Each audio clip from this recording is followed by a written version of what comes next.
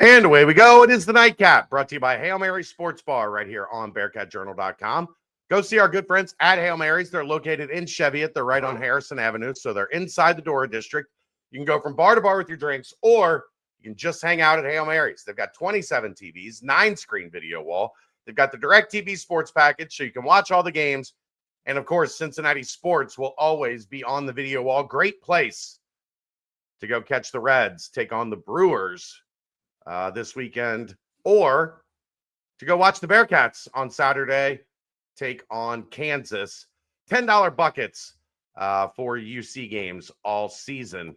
Brand new walk-in coolers, brand new draft lines, and, of course, ice-cold Cincy Light on tap in 32.8-degree frosted glasses. All right, Aaron, let's get this show on the road. How are you? Things good? Yeah, I'm good. I've never made Filipino before. I made a Filipino dish tonight. Nice. How'd it turn out? It was a little bland. I don't know what I did wrong.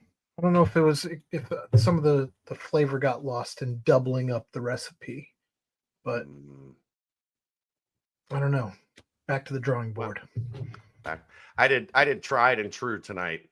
Did my smoked and air fried wings in a Carolina Gold sauce. They were nice. Very good. Nice. Very, very good. All right, let's get to it. It is Three Keys Thursday as Cincinnati gets ready to take on Kansas at noon on Saturday. Of course, Hail Marys.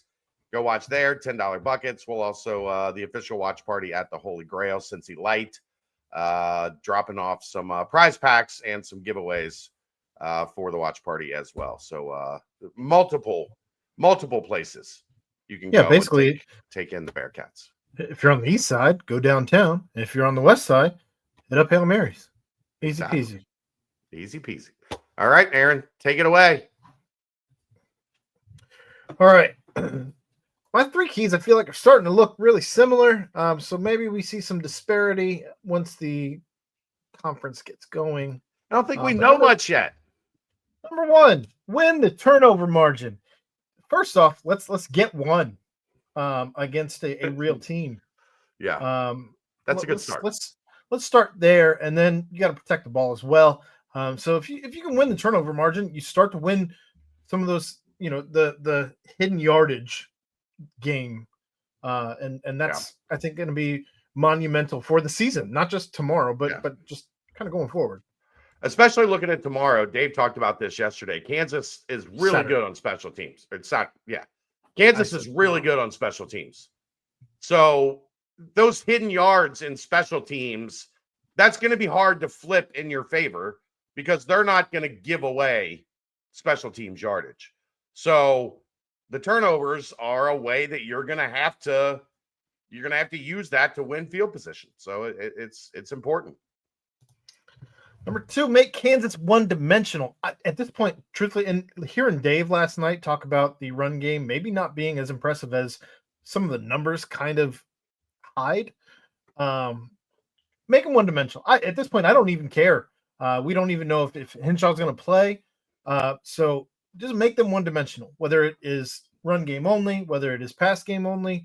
I think if you can take away half of the offense, I think that is a huge win for your defense.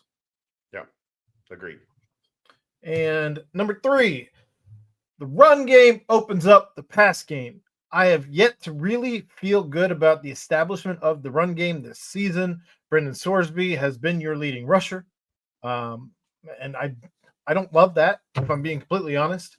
But I think that in this game, if you can establish the run game, you start to chew the clock. And if you can control the clock, I think you can control this game. And we talk about wanting to see more out of Brendan Sorsby. I think that you allow him to kind of get into his groove if he doesn't have to worry about eating up some chunk yardage with the run game. So I think that just getting Pryor and Tubby Walker going, I think that's I don't know. It's been missing thus far this season, and I think that you have to get it going, or it's going to be a long season if it's just Brendan Sorsby running the ball and trying to get the pass game going by himself.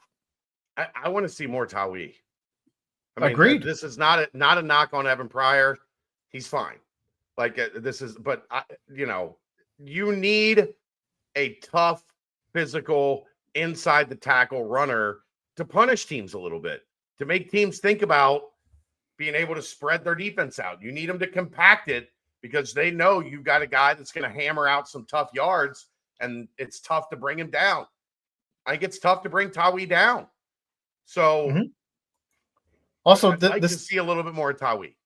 This defensive line for Kansas likes to kind of try and disguise some stuff, try and do some different things, especially against the pass game.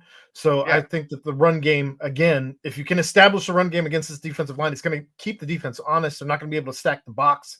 Or if they do want to try and stack the box, again, that's going to open up the pass game. So I think that it's a big counter against this Kansas defense if you're able to establish that run game. Yeah, they want to get upfield. They want to get after your quarterback. So that might, though, Aaron, that might be a reason why you see Sorsby rush it a little more than, a normal game. If Kansas is getting up the field, he's pretty good at finding that escape route pretty quick. I don't want to get lost in the fact that I don't want Brendan Sorsby to be running the ball. I don't want him to be the leading rusher. Correct, because I want to see your actual running backs be able to establish a run game of their own. I think that if Sorsby is rushing for 50 plus yards, 70 yards, somewhere in that range, it's kind of the sweet spot. But that shouldn't be your leading rusher at that point. Yeah. No, I know where you're coming from. All right, Aaron, this is 3 keys, right? It is 3 keys. Well, I got 3 T's, okay? Ooh. I got 3 T's. Turnovers. We agree on number 1. This team is not going to win if they don't start creating more opportunities via the defense taking the ball away. It's that simple. They've done a good job getting upfield, getting after the passer. As Big 12 play settles in, I don't think this is going to be a high sack team. I just don't. I think, they're fine, but I don't, this is not a twitchy, super explosive outside pass rush. So if you're not going to get after the quarterback and sack them relentlessly, then you've got to create turnovers. And I don't care if it's Antoine Peak punching the ball out. I don't care if it's any of the defensive backs, making a play, but it just hasn't happened leading up to this year. And then Nebraska and Bowling Green, they got 0. And that's a problem. It's a problem. You have to get better. Yes. T number 2, tackling. We heard Scott Satterfield talk about it a ton, and for good reason. This Kansas team, they like to use eye candy. They like to use motion. They like to shift. They like to isolate their guys, get them in one-on-one situations where make a tackle, a lot of green grass in front. Make a tackler miss, a lot of green grass in front of you. I thought the tackling against Nebraska was excellent. Agreed. I thought the tackling against Bowling Green, I won't go as far as to say it sucked. Lackluster. It wasn't good. It wasn't as inspired as we saw against Nebraska. No, it was noticeably different.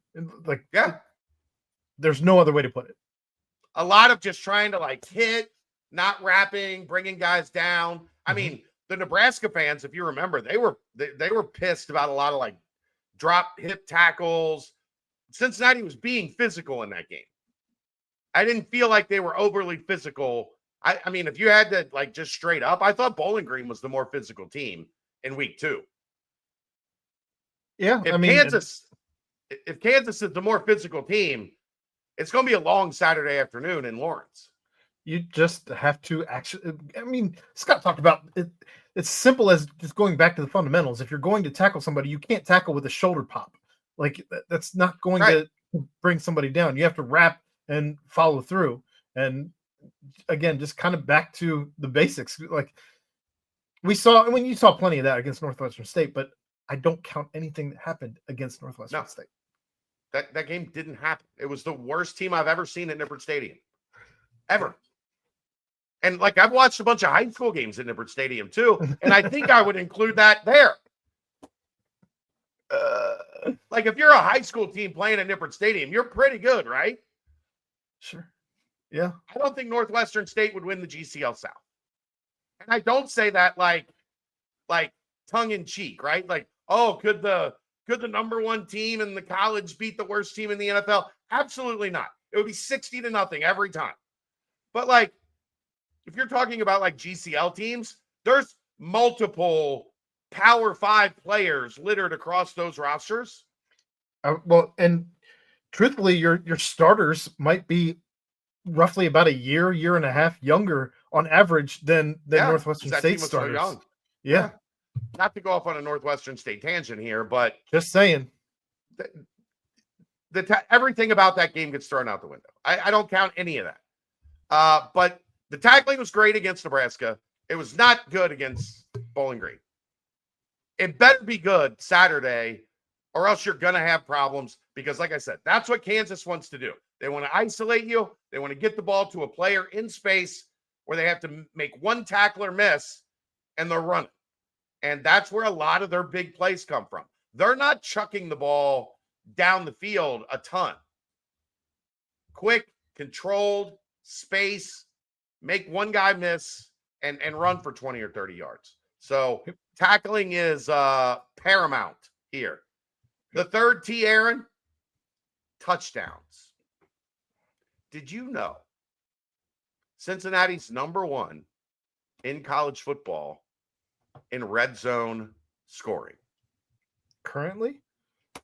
They have been in the red zone 11 times this season. They have scored 10 touchdowns. They have kicked one field goal. They are 11 for 11 in the red zone. Stark contrast to Scott Satterfield's first year. If they can keep that up, and then, look, at some point, they're going to go in the red zone and Sure. have to kick a field goal. But 10 of 11 trips to the red zone have resulted in touchdowns. Yes, 5 of them against Northwestern State, but that means 6 times they were in the red zone against Bowling Green and Nebraska. They scored 5 touchdowns and they got a field goal. That's how you win football games. That's how you win football games. Get into the red zone, punch it in for 6, keep it moving. If they can keep that up and they're not trading touchdowns for field goals, if you get down there and you stall out a couple times, Kansas got an offense good enough to make you pay for it. So sure. I think this team has got to continue the pace that they've set early in the season. And look, you've got 2 things that make a great red zone offense, Aaron. Joe Royer, Cyrus Allen. Your tight end and your slot receiver are both major threats. And then you also have Jeff Caldwell outside with his size. Go gadget arms. You've got Brendan Sorsby that can run. So and we haven't even seen them. Ton of weapons. We haven't even really seen them use Tawee Walker in the red zone yet. Right. So you've got a bunch of weapons down there. Keep it up. You're doing a good job so far.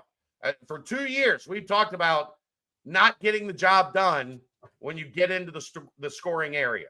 So get to the red zone, convert it for touchdowns. You're going to, because I do think, Aaron, we've talked about this throughout the week. Kansas is not great on third downs. Kansas is not great in the red zone. That plays into how Cincinnati plays the 3-3-5. Bend but don't break. Get them off the field on third down. Get them off the field in the red zone with a field goal or a 4th down try that doesn't convert, whatever the case may be. That plays into how Cincinnati plays defense. So if you can keep Kansas where they're at in those averages and don't let them have an outlier day and you score touchdowns, you're going to have a chance to win this game in Lawrence. I've been all over the place, Aaron. Like last night, I talked myself into it. I was on Big 12 radio this morning. I kind of talked myself out of it. I was on with Mo. I was torn. I was on with Lance and Rocky on LW tonight. I kind of talked myself back into it. that's part of the problem with doing all the hits that I do. It depends on how I feel in the moment with all these close games, because it's going to come down to a couple things. And the other one, obviously, neither of us brought this up. Dante Corleone. You need the big fella on the football field. That goes without saying. You didn't have a T there for Dante. Right. That's why I didn't. I didn't have a T for Dante, so it is what nose tackle. I don't know, man. I think it's going to be a coin flip game. I think both these teams are pretty close. I think there are flaws on each side that the other team has a chance to exploit. Yeah. I think there are strengths. Like, I think Cincinnati has a chance to really have a good game running the football. I think Kansas has a chance to just methodically grind down the field if Cincinnati is still staying in that soft zone, letting teams get to 3rd and 3, quick hitter, convert the 3rd down. Well, getting to 3rd and 3 is part of that is poor tackling, right? If you're tackling well, a lot of these plays are behind the line of scrimmage, 2-3 yards. You can keep teams in check if you're tackling well. If you're not tackling well, it's 3rd and 2 a lot, 3rd and 1 a lot. So yeah, I don't know where I'm at right now. I've got myself confused. I've got until tomorrow for an official score prediction on the article. So we'll see how I feel tomorrow afternoon. They call that a cliffhanger in the biz. Tease. A tease. That's gonna do it. We'll see you on Saturday. Hail Marys, Holy Grail, one of the two. You better be there. That's the nightcap. Brought to you by Hail Mary Sports Bar, right here on BearcatJournal.com. See ya.